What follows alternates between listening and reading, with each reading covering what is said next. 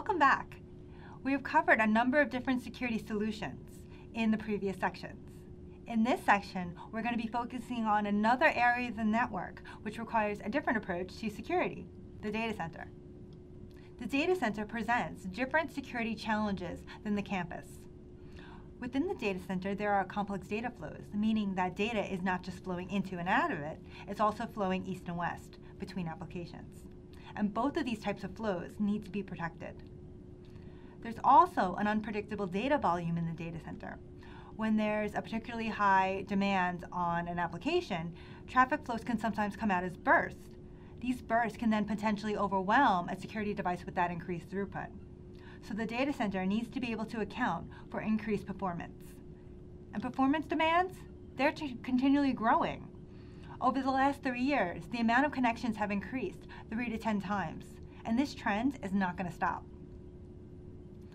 Also within the data center, security provisioning can become very complicated and time-consuming when it comes to provisioning and managing security policies.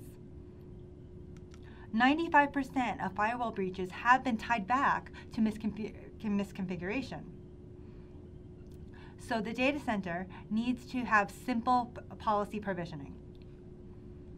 And finally, the data center is also a prime target for unique threats, because that's where the organization's confidential information is.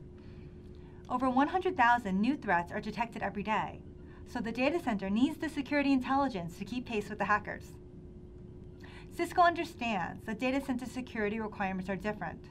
Therefore, all of these data center security solutions have been designed to enable simpler segmentation, increased visibility, and the ability to protect against attacks. We mentioned the Firepower Next-Gen Firewall appliances, the 9300 and 4100, in earlier sections. These platforms were specifically designed for the data center in order to enable enhanced visibility, integrated threat protection, and increased performance. And to protect the virtual environment, we have the ASA-V and the Next-Gen Firewall V. Both of these solutions can be deployed as virtual machines and can also be deployed to protect other virtual resources. There are different types of data flows within the data center. The Next-Gen Firewall is deployed to prevent external access to the data center, while the ACI and Tetration help to protect east to west traffic, meaning application to application within the data center. TrustSec was mentioned in an earlier section. Essentially what it does is it assigns a tag to a user's traffic. Information about this tag is then propagated to the other TrustSec-aware devices within the network. Then based on the TrustSec policy, the device knows whether to permit or allow certain traffic. Now, TrustSec can be used in the data center. However, the organization might also be using ACI instead. And ACI also uses tags, but it doesn't understand TrustSec tags. But now with ICE, we can translate these tags and be able to integrate these two environments together. This allows the organization to deploy a more consistent and intelligent security policy throughout the entire environment. StealthWatch was also mentioned in an earlier section, but it's really in the data center where much of this network behavioral analysis really needs to happen, because that's where the protected resources are. So a refresher about StealthWatch, it collects network information about different communications. This information is then correlated and analyzed in order to display any suspicious behavior which might indicate a threat. So for example, maybe the NetFlow data that we collected is saying that a certain user is accessing controlled resources in the data center at very odd times. Plus, they're also sending very small bits of data out of the network. All of this put together is abnormal and likely indicates a threat. ICE can then be triggered to go quarantine this user because we think that their device has been compromised. This allows security controls to become more automated and more intelligent.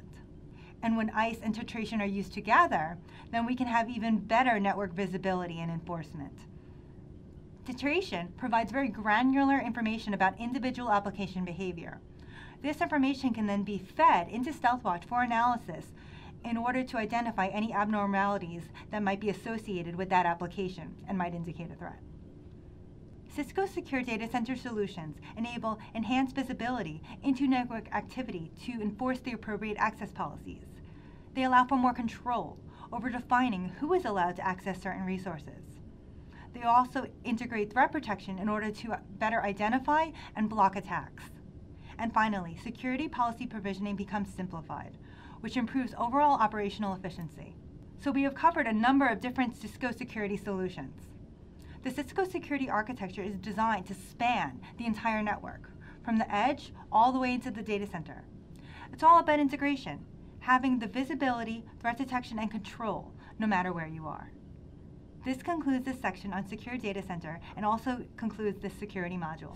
Thank you for watching.